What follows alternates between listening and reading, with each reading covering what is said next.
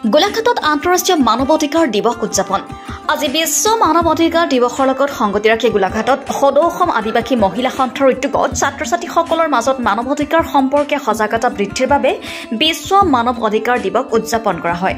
Don Bosco বিদ্যালয়ৰ ছাত্ৰ-ছাত্ৰী আৰু অভিভাৱকৰ সহযোগত উদযাপন কৰা এই অনুষ্ঠানত মুখ্য বক্তা হিচাপে উপস্থিত থাকি বিদ্যালয়খনৰ প্ৰধান শিক্ষক সিলভানো চুৰিন আৰু তেওঁ ছাত্ৰ-ছাত্ৰীসকলক নিজৰ অধিকাৰ সাব্যস্ত কৰিবলৈ কেনেদৰে আগবাঢ়ি যাব পাৰি সেই বিষয়ে বিস্তাৰিতভাৱে আলোকপাত কৰে। সেই ৰুলছটো নিয়মটো আমাক পালন কৰিব লাগে, তেতিয়াহে আমি নিজৰ অধিকাৰটো বচাই ৰাখিব পাৰিম। মই এইটোৱে ক'ব বিচাৰিছোঁ যে আমাৰ কিনো অধিকাৰ আছে, কি ৰাইটছ আছে, কিটো আমি বচাই ৰাখিব লাগে। এটা আৰু তাৰ নিয়মটো আছে কি আমি সবেই জন্ম হৈছোঁ এই পৃথিৱীত জন্ম হোৱাৰ লগে লগে আমাৰ এটা দায়িত্ব আহে, মা দেউতাৰ একটা দায়িত্ব আহে যে মোৰ ল'ৰা ছোৱালীক মই চাব লাগে, চোৱা চিতা কৰিব লাগে। আৰু তাৰ পিছত আছে এডুকেশ্যন লাইফটো ষ্টাৰ্ট হৈ যায় ল'ৰা ছোৱালীৰ।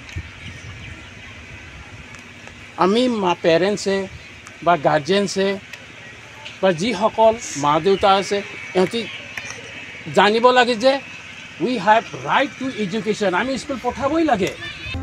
এই দিৱস কাৰ্যসূচীত সদৌ অসম আদিবাসী মহিলা সন্থাৰ সভাপতি মুক্তাধান, অভিভাৱক, বিদ্যালয়খনৰ শিক্ষক শিক্ষয়িত্ৰী, ছাত্ৰ ছাত্ৰীসকলৰ লগতে সংগঠনৰ বিষয়ববীয়াসকল উপস্থিত থাকে। গোলাঘাটৰ পৰা চন্দন কৰ্মকাৰ ৰিপৰ্টাৰ লাইভ অসম।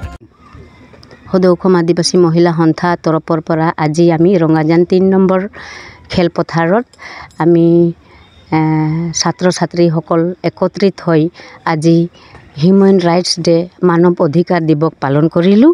আৰু আমাৰ ফালৰ পৰা আমাৰ উদ্দেশ্য আৰু লক্ষ্য এইয়ে যে আমি এতিয়া সৰু যিকেইটা উঠি অহা ছাত্ৰ ছাত্ৰীক, সৰু ল'ৰা ছোৱালীক আমি সচেতন কৰিব বিচাৰিছোঁ, জাগৃতি কৰিব বিচাৰিছোঁ, যাতে ইহঁতি আমাৰ সমাজখন আগুৱাই নিব পাৰে।